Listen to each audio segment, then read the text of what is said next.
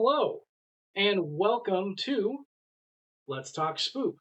I am your host, Don, and happy Easter if you celebrate it. If not, I still decided to watch an Easter movie, so I hope you enjoy this review. Also, happy birthday, Brian. I remember. Anyway, today on Let's Talk Spook, we are talking about Easter Bunny Massacre,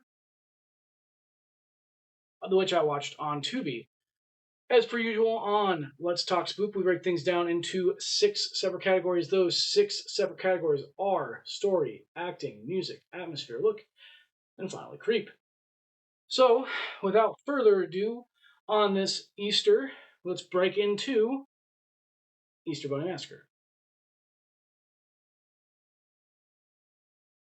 Story.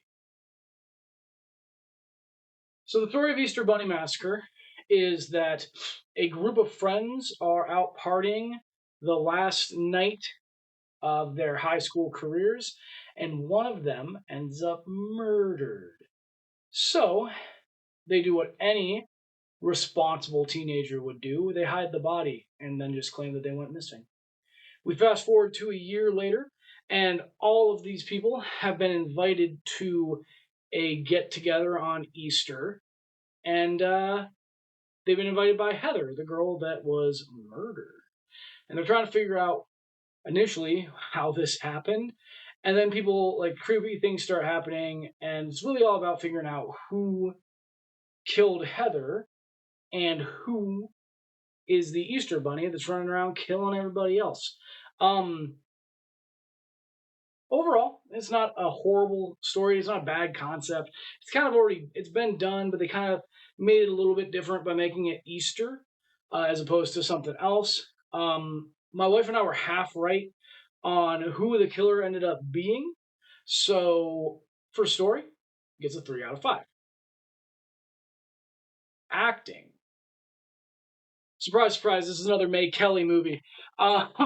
This is from the long list of May Kelly movies. It's also a Jagged Edge production, which Jagged Edge is the production company that has made Winnie the Pooh and Winnie the Pooh Blood and Honey 2. And May Kelly has actually been in several of their movies. So, what can I say about the acting in this movie? Well, the acting is not bad.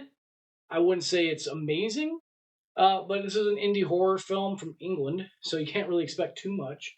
But again, it's got May Kelly in it. She does a fairly good job. And then you can see in the background of the photo here behind May Kelly's shoulder is Sarah T. Cohen. Sarah T. Cohen is in a lot of movies with May Kelly and a lot of Jagged Edge productions, and she did a pretty good job. She plays Janie, one of the friends. So overall, for acting, I gave it a 3 out of 5. Music. The music in this movie is almost non-existent, and there's not a lot to say about it. It wasn't great, so I gave it a 2. Atmosphere. The atmosphere for this movie, I wouldn't say it was gripping. I wasn't on the edge of my seat. I wasn't super committed to this film. However, I did want to know who done it, and I did want to know who the Easter Bunny was. So it gets a 2. Look.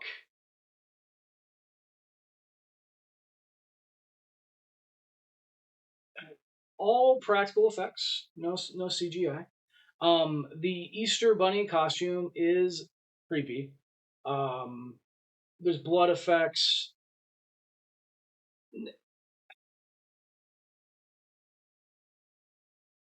I gave it a 2. And finally, so creepiness of this movie. This movie's not scary. It's a person in an Easter Bunny costume running around killing people. So it gets a 1 for creep. So overall, this movie gets a 2.5, or 2 out of 5. It actually came up to a 2.1, but 2 out of 5. That's about it. It's not a phenomenal movie by any means. It's not horrible, though. It's something that you can just sit and kind of watch with your friends and kind of mock and make fun of as you watch it. But overall, it's not great. You don't need to go see this movie. Unless you are like me and you're in love with May Kelly, in which case, tell your wife and then watch as many May Kelly movies as you can. But yeah, let me know what you think in the comments down below. Remember to like, comment, and subscribe. Okay, thanks. Bye.